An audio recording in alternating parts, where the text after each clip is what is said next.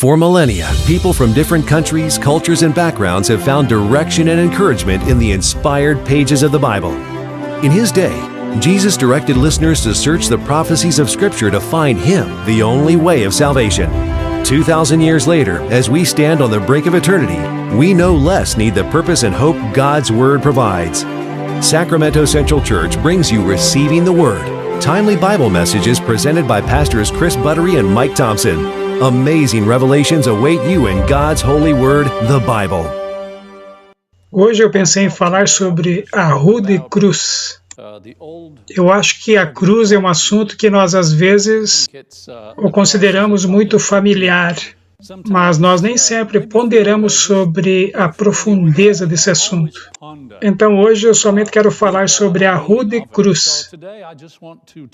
E eu quero começar lendo uma passagem de 1 Coríntios, capítulo 2, dos versículos 1 ao 5. Aqui é o apóstolo Paulo, e você percebe o que aparece aqui, e a sua paixão por Cristo e este crucificado.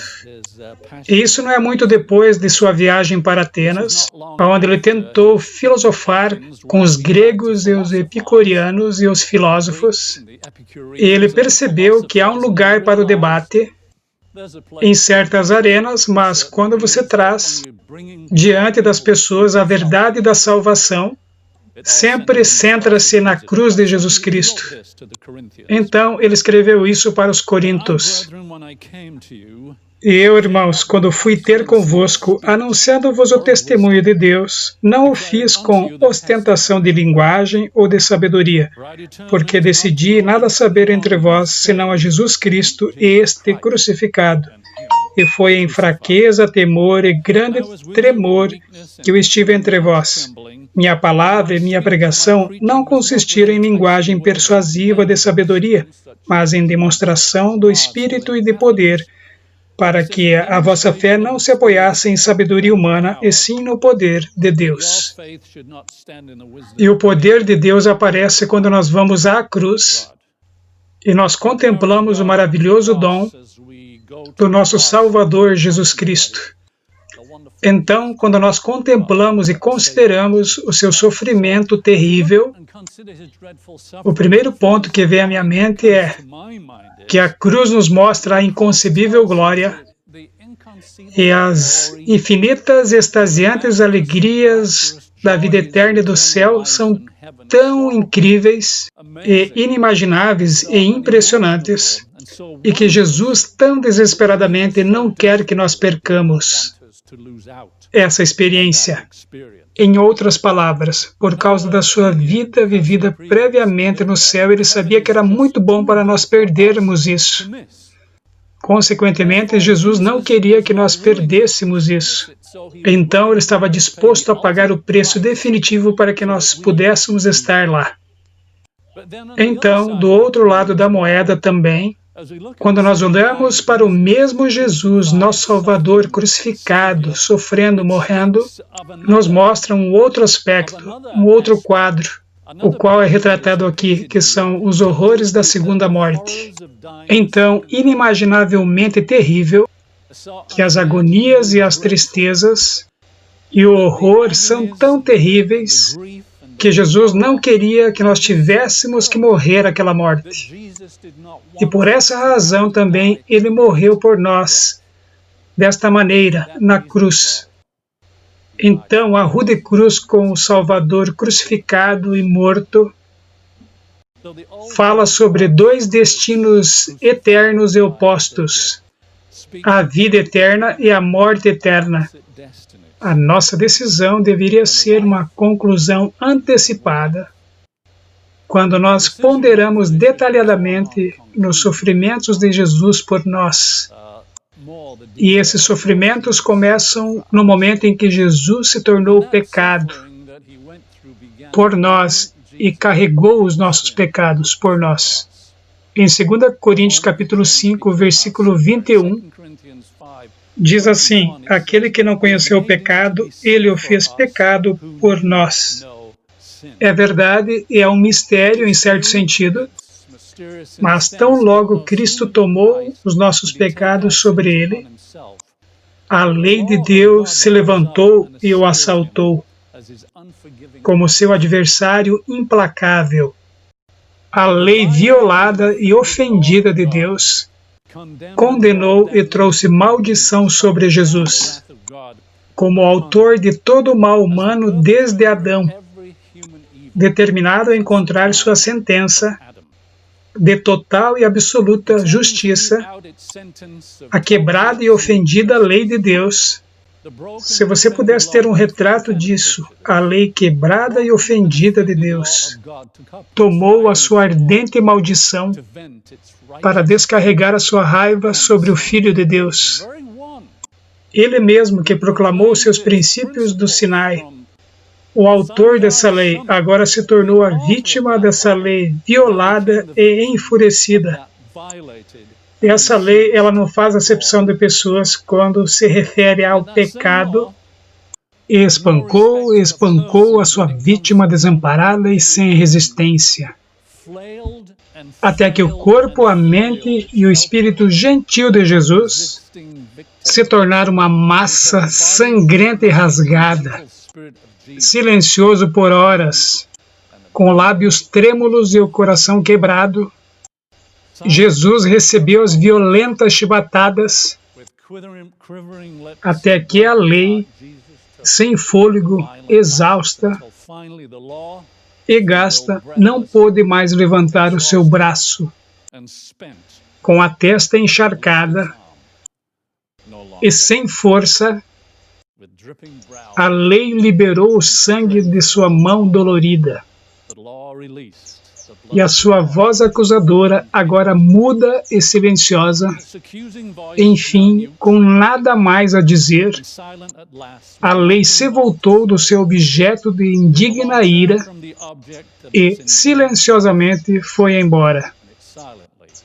Seu trabalho todo realizado e sua ira mostrada, e todo o nosso mal punido no grau mais alto.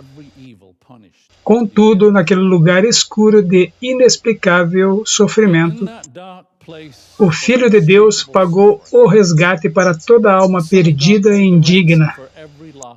E lá, à medida que a cruel mão da morte espremia a sua última respiração do seu corpo quebrado e gasto, Jesus levantou a sua cabeça para gritar triunfantemente: está terminado.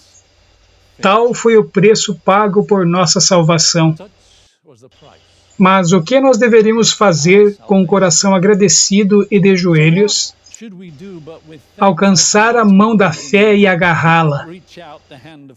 Agarrá-la diante da cruz, se nós nunca fizemos isso antes. Mas a questão é, como nós podemos passar bem por isso se nós negligenciamos tal salvação, que nos beneficiou através de um tremendo custo? Então, de fato, a cruz redentora de Jesus Cristo deveria estar sempre levantada bem alta diante dos nossos olhos. Deveria estar levantada em todo o horizonte. Nós não deveríamos esquecer o que ela representa. Eu verdadeiramente acredito que quando nós meditamos sobre a cruz na Palavra de Deus, o Espírito Santo nos dará clareza espiritual e compreensão da única coisa que deveria importar para nós em nossa vida, e isso é conhecer a Cristo e este crucificado, o único em quem nós temos a vida eterna. Eu repito que ontem a maioria do mundo cristão comemorou a crucifixão de Cristo. Mas a realidade é que esse momento histórico não deveria ser lembrado somente um dia por ano. Como cristãos, nós deveríamos lembrá-lo todos os dias. E eu acho que todos deveríamos dizer amém a isso. E foi certamente a paixão de Paulo, como eu li anteriormente. Sua paixão era Cristo e este crucificado.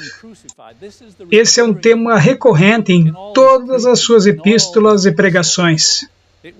Era a sua paixão máxima, que a glória da cruz foi onde que a redenção foi encontrada. Ele queria que todos que ele conhecesse, a quem ele pregasse, a quem ele enviasse epístolas, encontrasse a salvação lá também. Em 1 Coríntios capítulo 15, versículo 3, o apóstolo declara a sua sublime verdade. E ele disse: antes de tudo, vos entreguei o que também recebi, que Cristo morreu pelos nossos pecados, segundo as Escrituras. Em outra passagem de Coríntios, ele fala sobre a cruz de Jesus Cristo. Mas ele continua no verso 4 e diz isso, e que foi sepultado e ressuscitou ao terceiro dia, segundo as Escrituras. Então ele fala sobre sua crucifixão no verso 13 e sobre sua ressurreição no verso 4.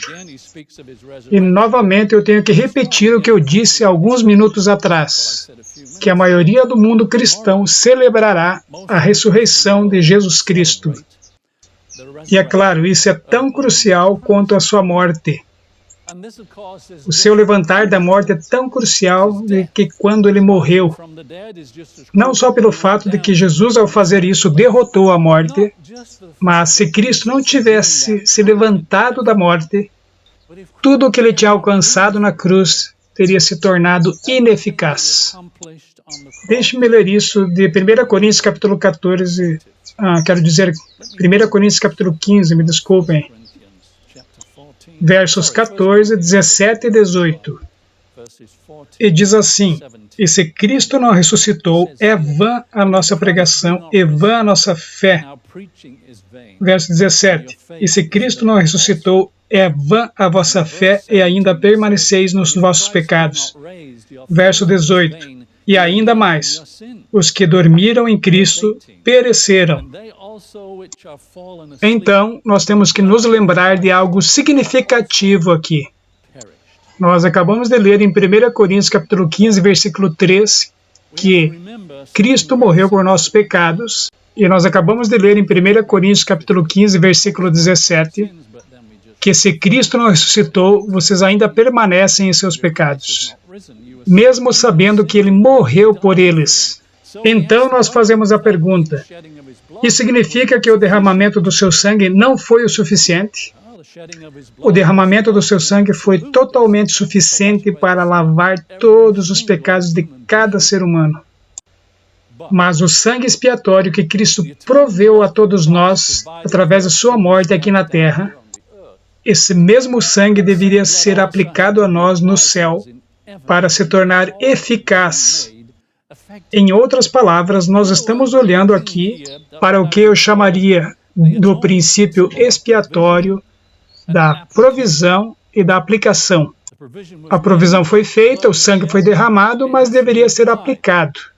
Derramado na cruz e aplicado no céu. Em outras palavras, a expiação pelos pecados não está completa.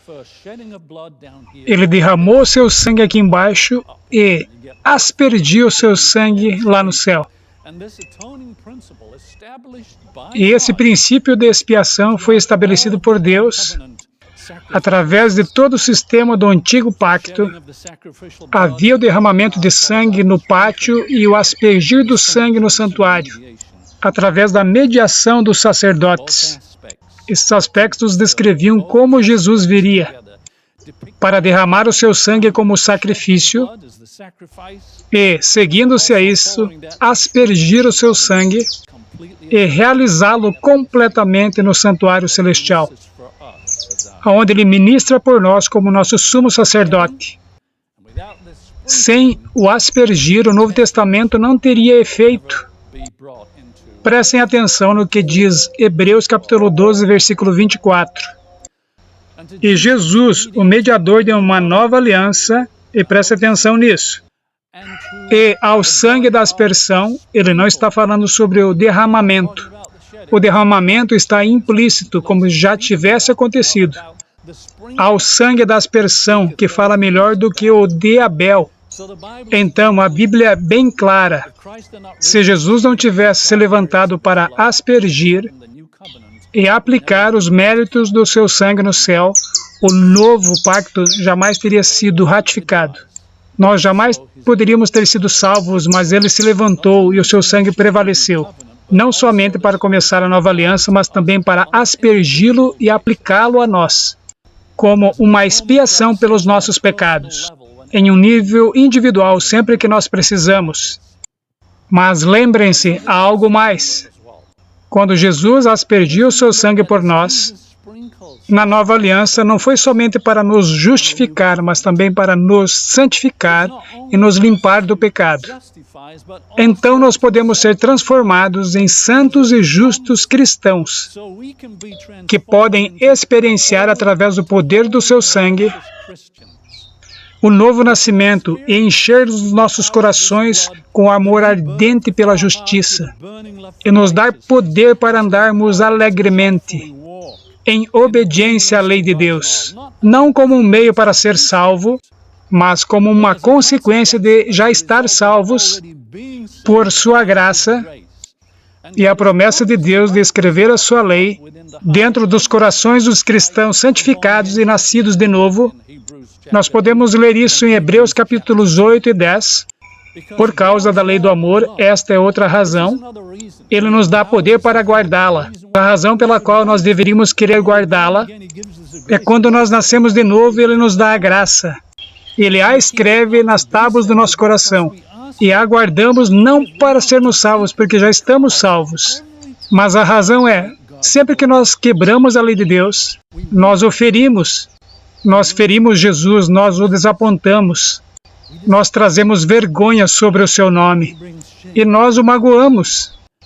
E se nós realmente o amamos porque Ele morreu por nós, então nós não queremos mais magoá-lo. Nós não mais deveríamos magoá-lo. Vamos dizer amém a isso. E essa experiência, esse poder para não magoá-lo, acontece quando o sangue aspergido de Jesus justifica e nos santifica e nos torna novos. E tais são os frutos do seu sacrifício por nós, à medida que nós mantenhamos a nossa conexão de dependência com Ele. E, consequentemente, quando nós fazemos isso, Jesus amadurece os frutos do seu próprio caráter justo em nós.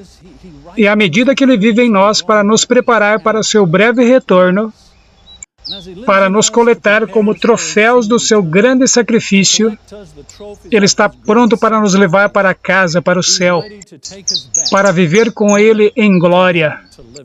Eu imagino que maravilhoso dia será para nós que vencemos, especialmente para Jesus, porque diz em Isaías capítulo 53, versículo 11, Ele verá o fruto do trabalho da sua alma e ficará satisfeito.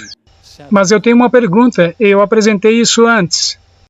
Qual será o nosso fim se nós negligenciarmos tão grande dom? E qual será o nosso fim se nós queremos que Jesus perdoe os nossos pecados, mas nós não estamos dispostos a deixá-lo nos santificar e nos separar dos nossos pecados? Pode ser assim? Bom, deixe-me ler um verso das Escrituras que deixa bem claro. Nós não podemos ter Jesus somente como nosso Salvador, nós temos que tê-lo como nosso Senhor também. Ele não veio somente perdoar os nossos pecados, mas também Ele veio nos salvar dos nossos pecados. 1 Coríntios capítulo 6, do versículo 9 até 11. Paulo escreve aqui não para infiéis, mas para cristãos.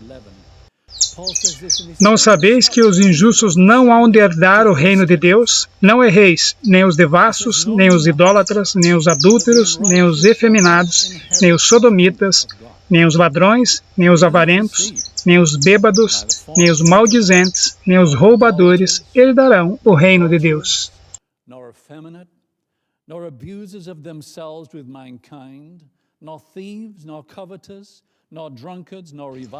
Mas há algo sobre contemplar na rude cruz. E se você fizer isso em estado de oração e com uma intenção séria de servir a Deus,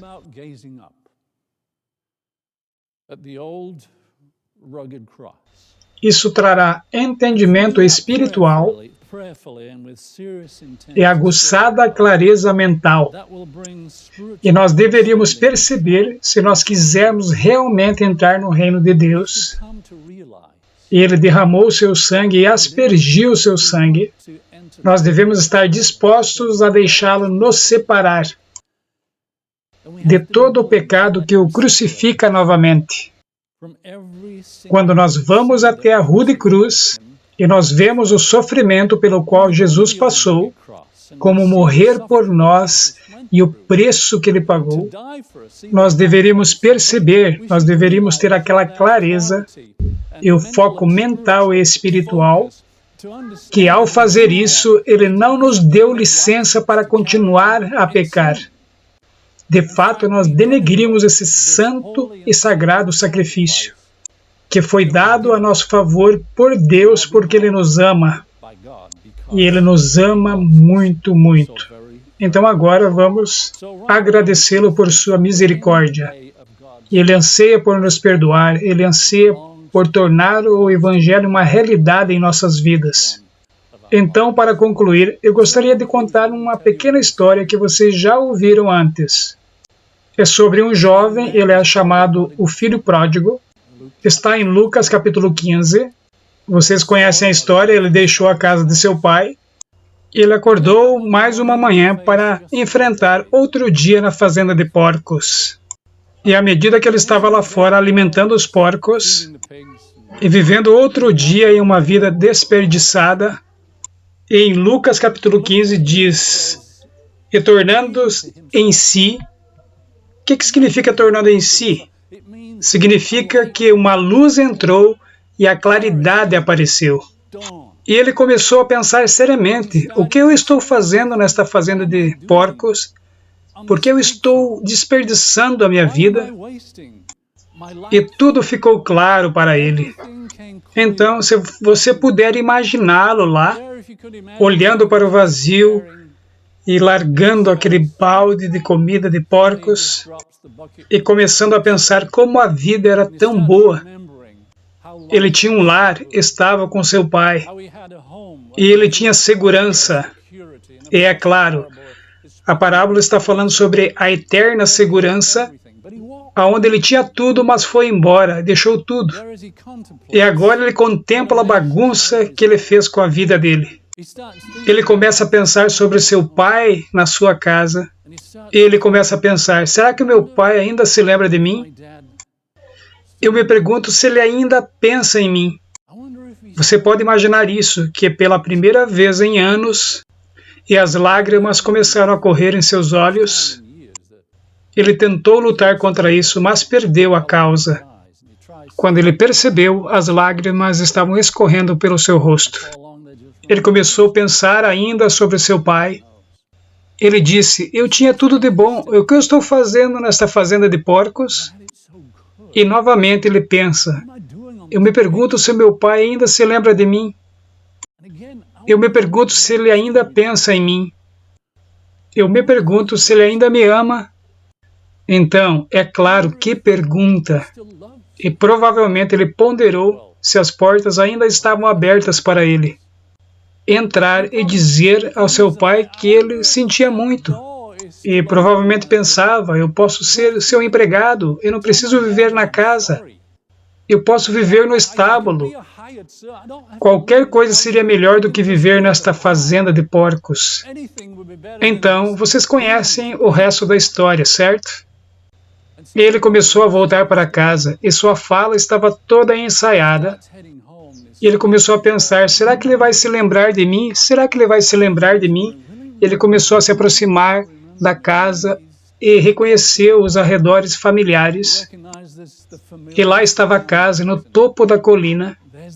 E havia aquele longo caminho. Ele se lembrou daquele longo caminho tão bem, e ele continuou andando por aquele caminho.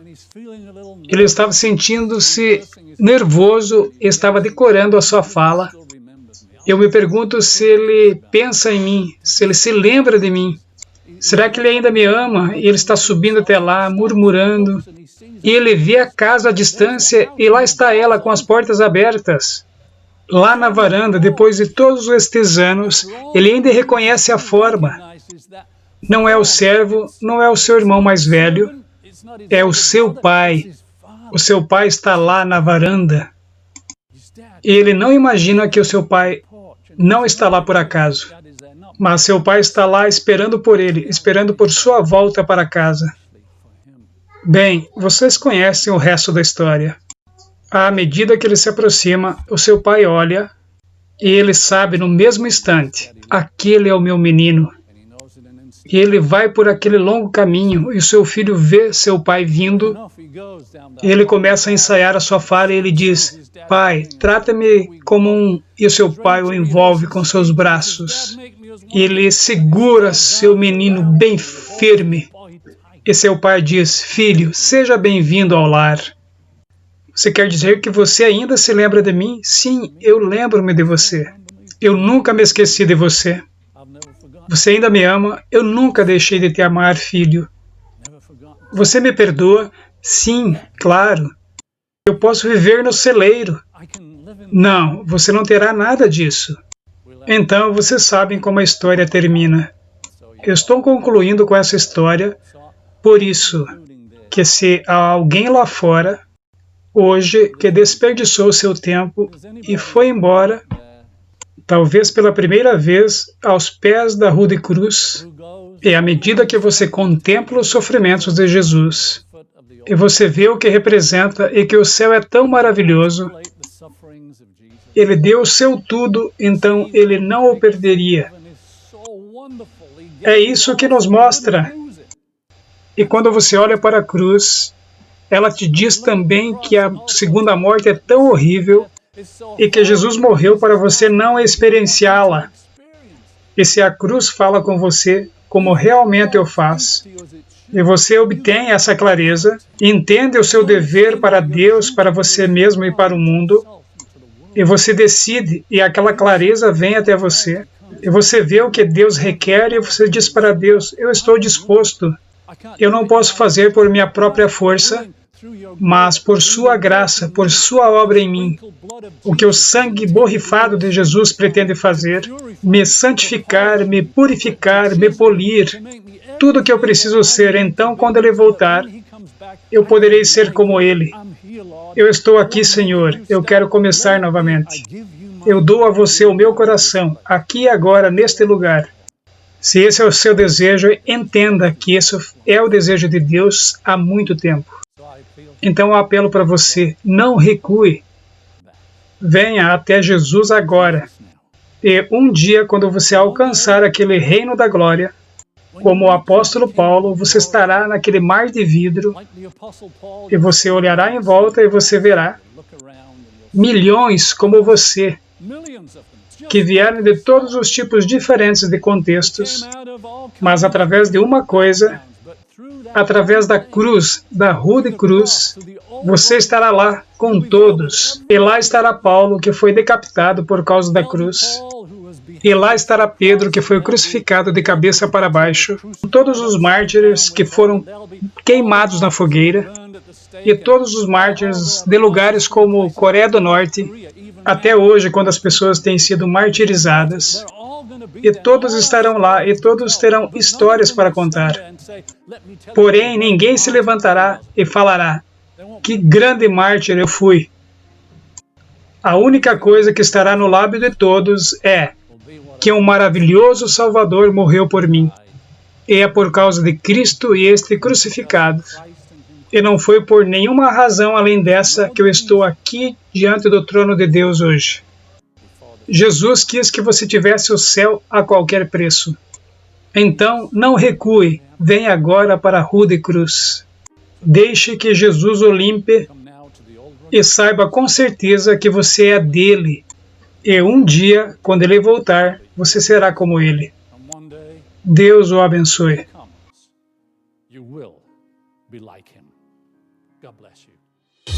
We're so glad you decided to tune in to today's Receiving the Word program. If you have a special prayer request, we would be happy to pray about it for you. To discover more about the Bible through our free online Bible studies or to listen to more life-changing Bible messages, go to saccentral.org and click on the Media Resources tab. If you've been blessed or encouraged by our ministry and God impresses you to support us, then visit our website or write to us at 6045 Camellia Avenue, Sacramento, California, 95819. Always gladly receive God's Word.